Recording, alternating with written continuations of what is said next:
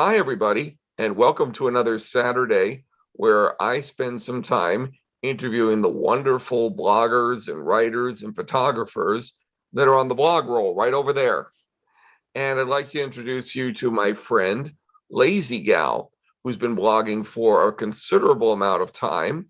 She is very dedicated to her blog. It's been going on probably longer than my blog, I would guess and wager.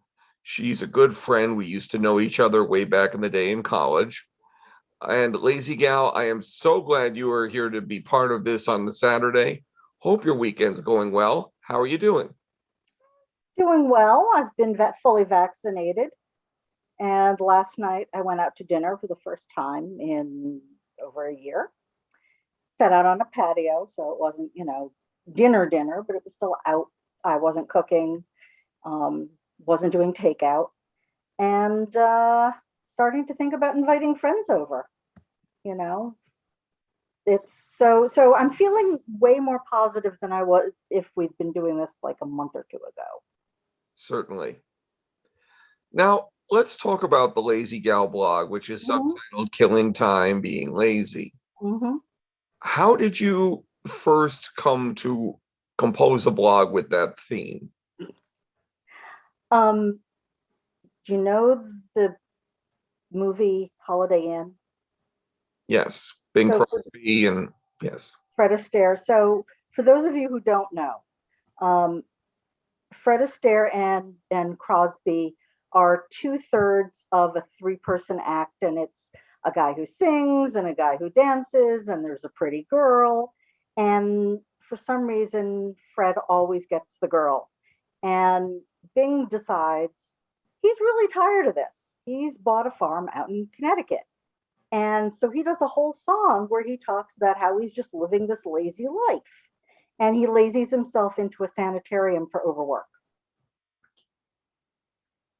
And so, and that's actually a lyric from the song. I'm just killing time being lazy.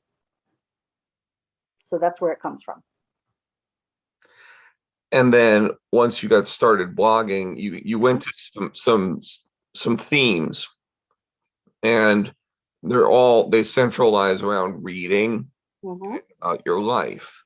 Every so often you do a post called Notes from Mount Bookpile, where Mm-hmm. you apparently read more books in a month than some libraries have.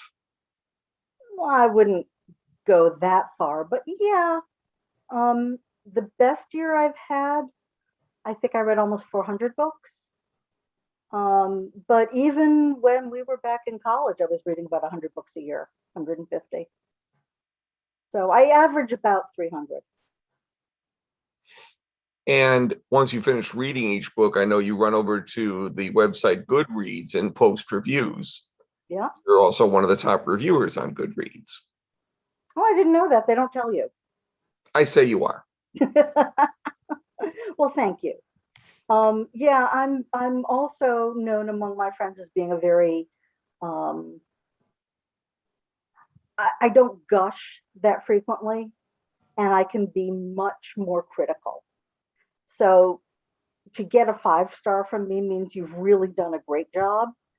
I don't follow the, oh my God, this is a famous author, or everybody else loves this book. There have been many times when I've read an award winning book that everybody is loving, and I'm just thinking, did I read the same book? And I'm not sure I did.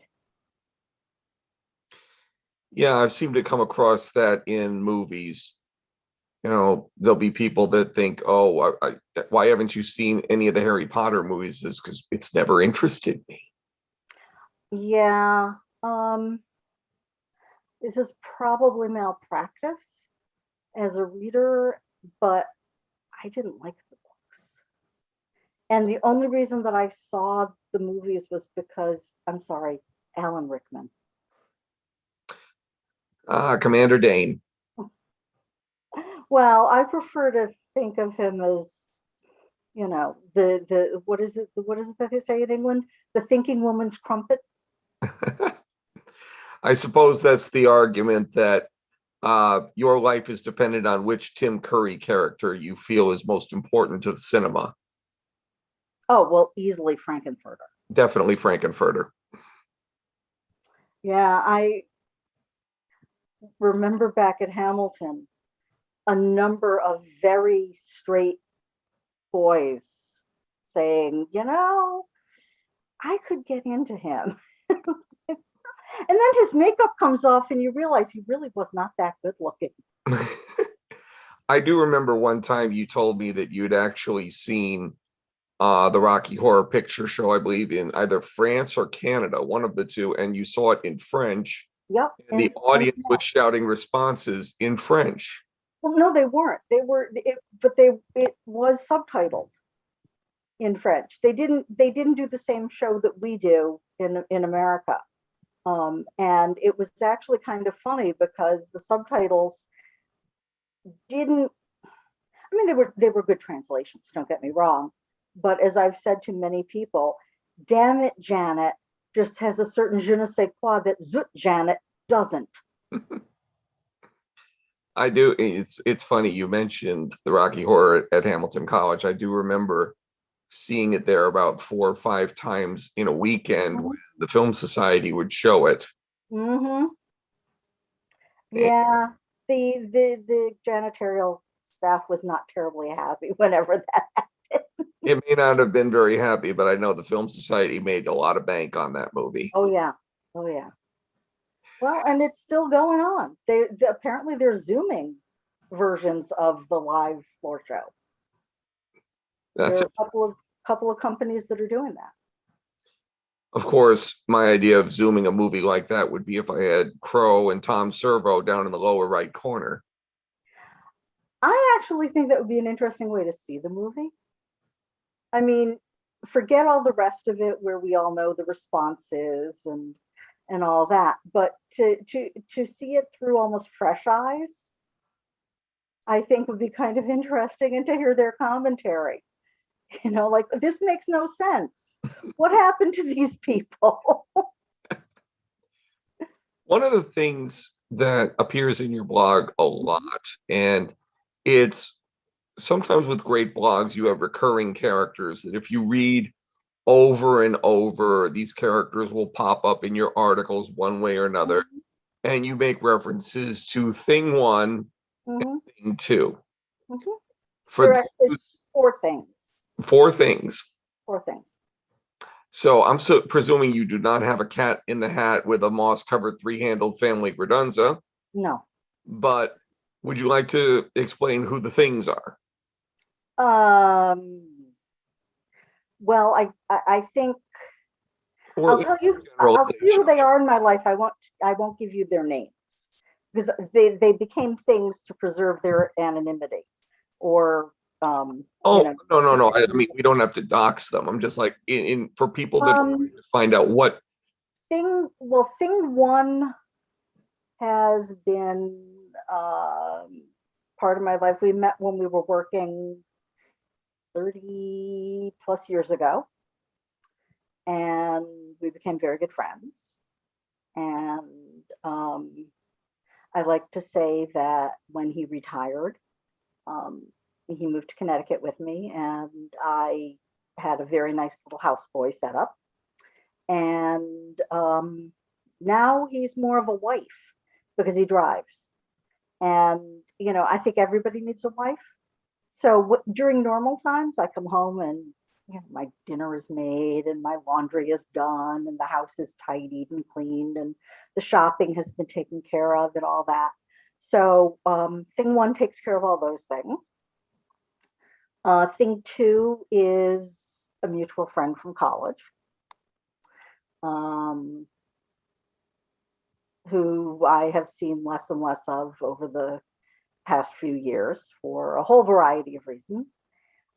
Thing three is also a good friend from college, um, who unfortunately we aren't as in touch with. I think that's a lot to do with just life situations.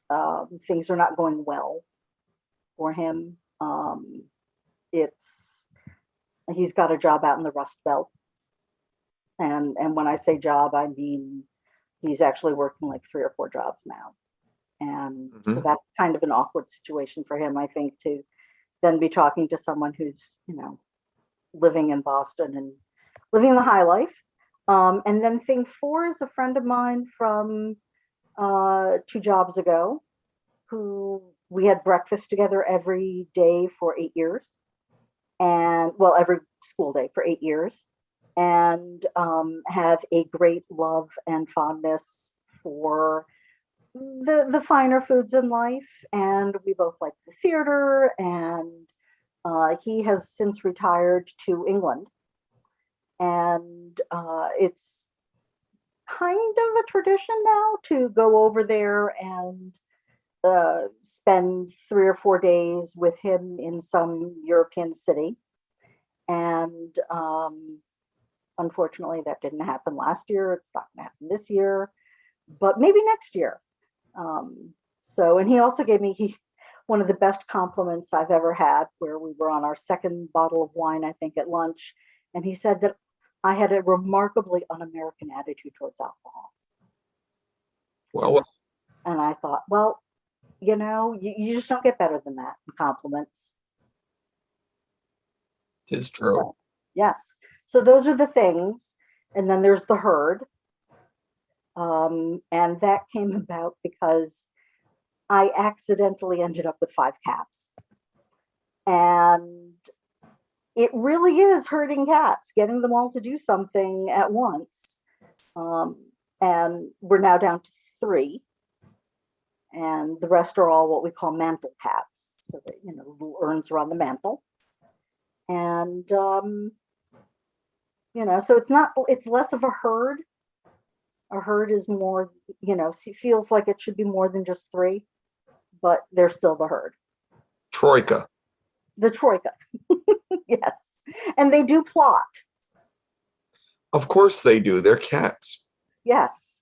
That's actually something that people have complained about.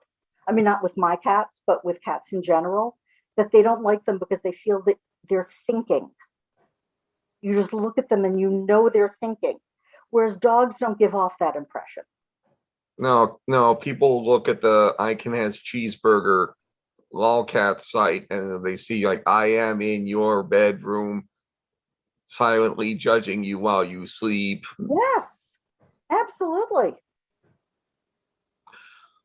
One of the things with blogging is Mhm. that in many cases, life tends to interfere with the plans that we normally have, or as Mhm. John Lennon would put it, life is what happens when you're busy making other plans.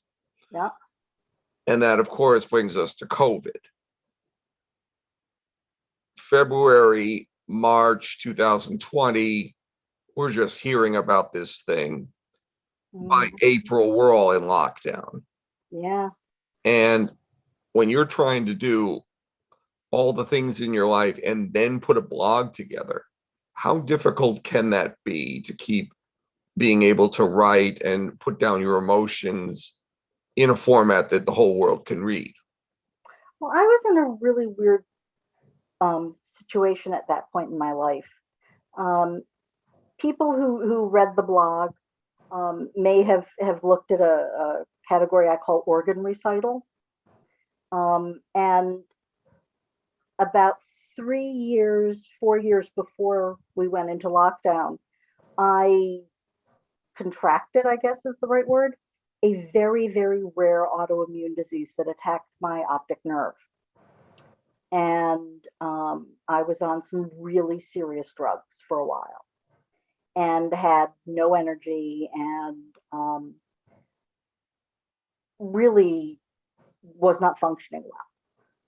And the week I took my last dose was the week we went into lockdown. But without those drugs in my system, I had more energy. And so I've actually been able to blog more because that part of my life, I won't say it's over. This feels kind of like cancer. They don't know if it's healed. But I've been stable for 2 years now, so they think it is. But if I got COVID, I might go blind, or um, I could have a relapse at some point. There's a group on Facebook where there are people who are just like me, same drugs, absolutely no background for having this particular disease, and they think it's all gone, and then they start having relapses. But while I'm stable and while things are the way they are, I found I had more energy and could blog. So I didn't really have that problem. The other thing is that my job is uh, it actually responded really well to COVID, because when you work in a school, um, one of the things that takes up all of your free time during the day is dealing with the students. And all of a sudden, the students aren't there. So the times when I would normally have a free few moments, like lunchtime, I didn't have to worry about the kids. And then we had summer vacation. And even though I worked a lot during summer vacations, I think everyone who works in a school did, uh, it was still more time than I'd had free in a very long time. So I think it was a different thing for me. I know some people, if you look at my blog, I've actually blogged more in the past couple of years than I did before. And a lot of that was due to the eye. Well, certainly everybody that reads the blog that I do and reads yours hopes that everything that you've gone through is now in the past, and that now that you are not only a survivor, but a strong survivor at that. Well, it's, this whole year and a month, I've lost track. I'll sometimes get a text on Monday from one of my colleagues saying, "Aren't you supposed to be at this meeting or doing that?" And it's because I forgot it was Monday.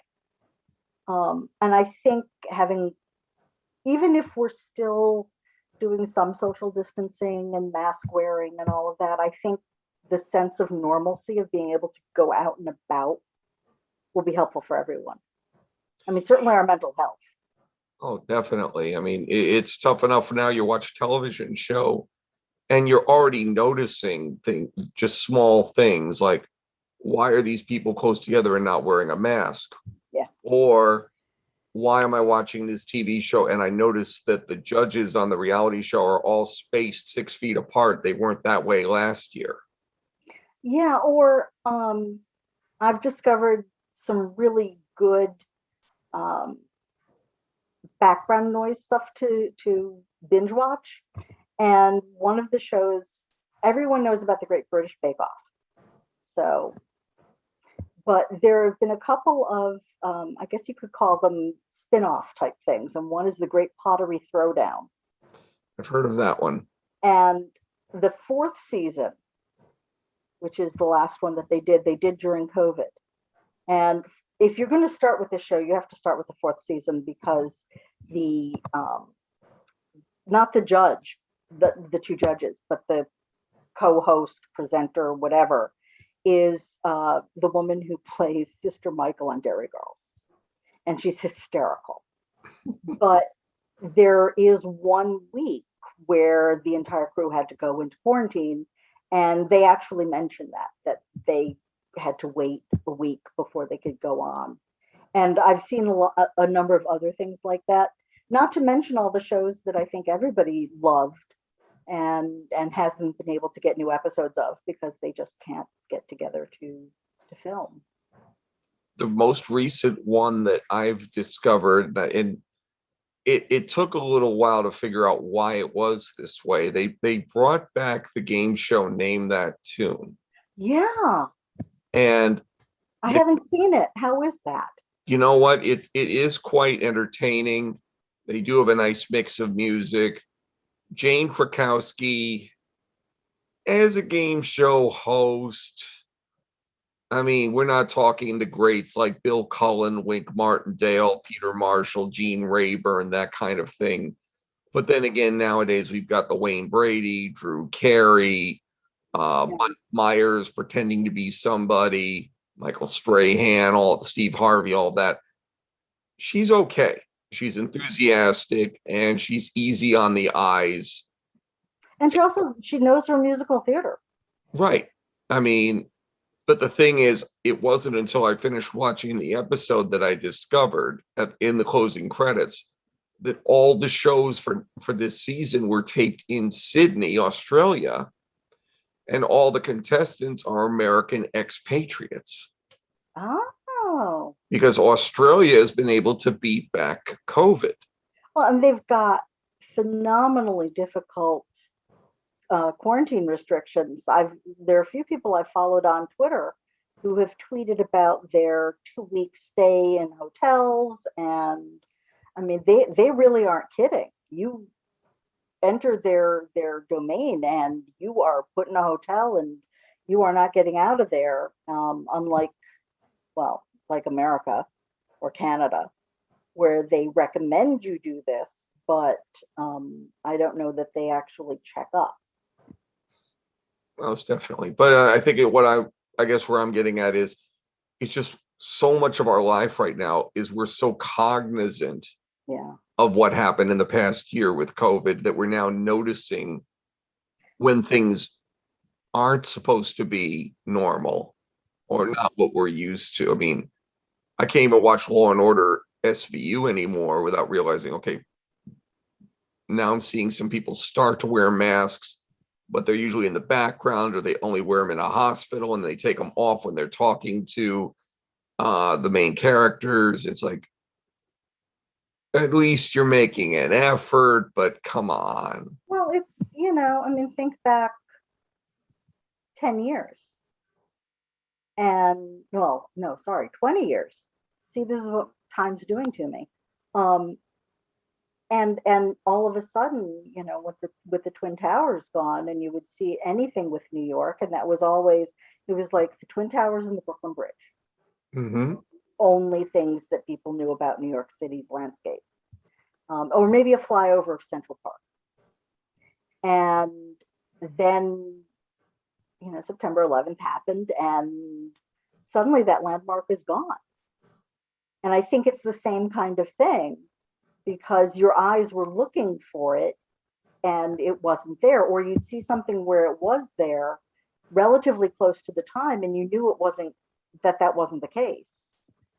And I think that that's kind of the same thing.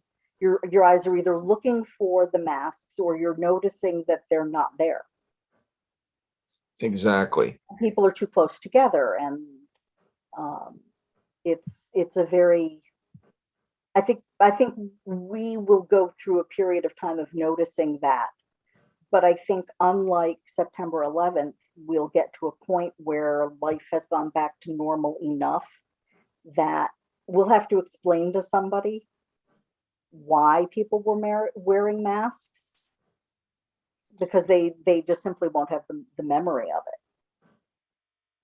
Now, I'm hoping. one thing that has gone with COVID, and I know you've been enjoying this because I've been sending you links to it, just these opportunities to sort of reconnect with the past. Mm-hmm. And for me, it's been able to go back to college remotely, shall we say, and get my radio groove back on. Mm-hmm. Yeah. I Thing One has also been enjoying it. Ah, good. So because in normal times I can't really listen to music while I'm working, it's been perfect because I can do that now. Nobody cares. I'm not disturbing everybody else. So yeah, I've been going to tons of conferences and seeing people virtually that I don't normally see. Of course, there's a core group of people that I've been seeing 3-4 times a year for the past 30 years, and I don't get to see them anymore either. So it's kind of a glass half empty, glass half full thing. I guess the thing I was going to is that even with all the stuff that's happened with COVID and the social distancing and the lockdowns and just being internalized, we've been able to find things through all this that have given us happiness and joy Yeah. in this kind of turmoil. Yeah. I I've been reading some things about, how are you going to prepare your dog or your cat for you not being around all the time, and things like that. I think that even when you are locked down at home, um, you can find the joy of being with an animal companion or doing your podcast. Well, it's not really a podcast. Your radio show, um, things like that that you would never have done normally, but all of a sudden there's this weird time, and then you have to, I think, sort of balance what you want to take with you into the future, and can you take that with you? Exactly. I will say this, though, I think for all the parents out there who, in between all the remote learning and trying to do their own classrooms, I think they've developed a great appreciation for teachers and what the teachers go through. Yeah, I think so, but I think also, unfortunately, what was going on during what where I work, we call panic teaching, which was like March, April last year, where it was like, oh my God, all of a sudden I have to do this, and I've never thought about doing this before.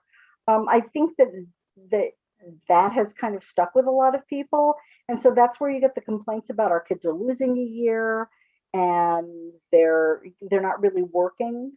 And a lot of that is because the teachers really didn't know what they were doing, didn't know how to do content online. And so they were just, here, I'm going to throw a few workbooks at you, and you're just going to do worksheets, and we'll go through them together.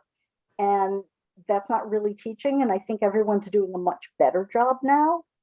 And I'm hoping that that is what sticks in people's mind, what teaching really is about, as opposed to, I have no idea how I'm going to teach a fourth grade class remotely.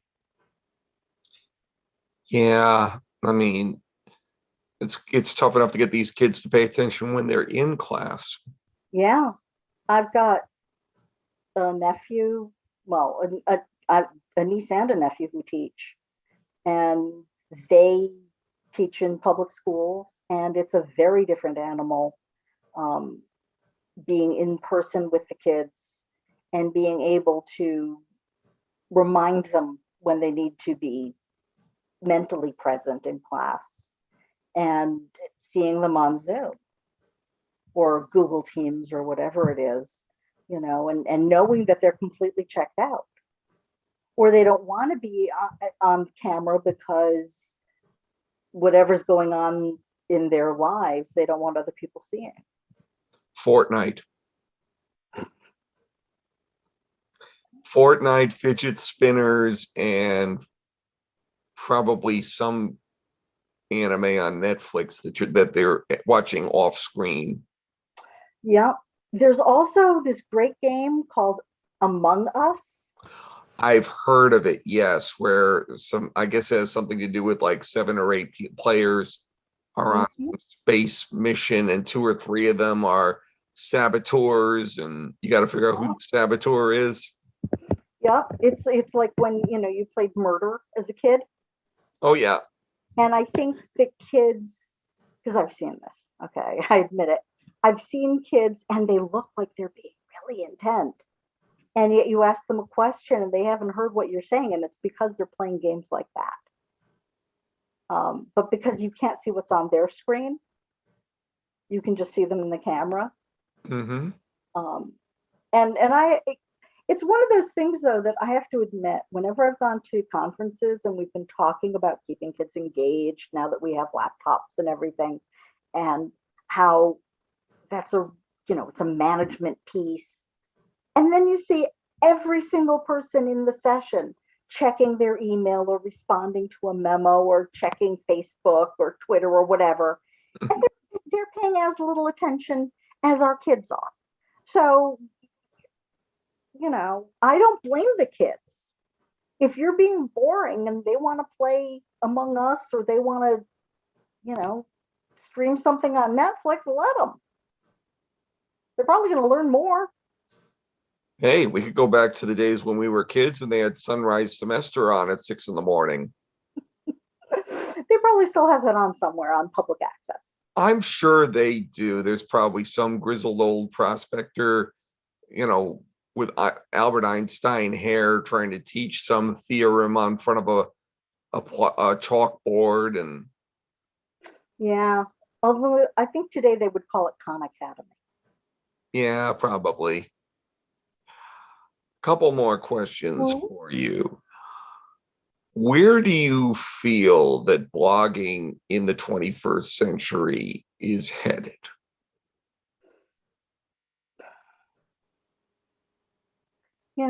I've read so many death of the blog posts. Nobody's blogging.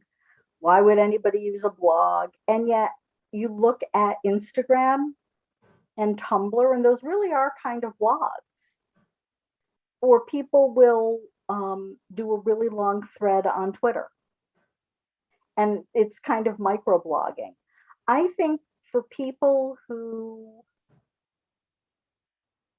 like writing and don't necessarily care about monetizing it through a publication like on Amazon, through self-publishing, I think that they'll still do it. I mean, the first blogger was kind of Doogie Howser. Every night he would log into his little diary and talk about that, and it wasn't public. But I think I think that a lot of the really great blogs that we used to read have gone away because the people have found other things to do. Some blogs have changed focus. But I think that it'll still be with us in some form or another, whether it's on Blogger or WordPress or whatever as a platform, because I think some people just, it's a way for them to get their whatever out. Most definitely. You would argue that Doogie Howser was the first blogger. I'm sort of leaning back towards Moses being one of the first bloggers. No, he was a tweeter. Okay. Come on, you've seen those tablets. That's real short. Well, they were 15 commandments till he dropped one of them, and now he's down to 10. Exactly. Ran into that 140 character limit. That is true. Or as some editor once said, you got 10 commandments, which 3 are the most important? Yeah.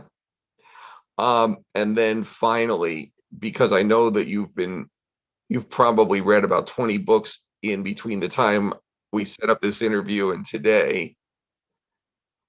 What's at least one good book that you've just recently enjoyed that you think people should get their mitts on really quickly?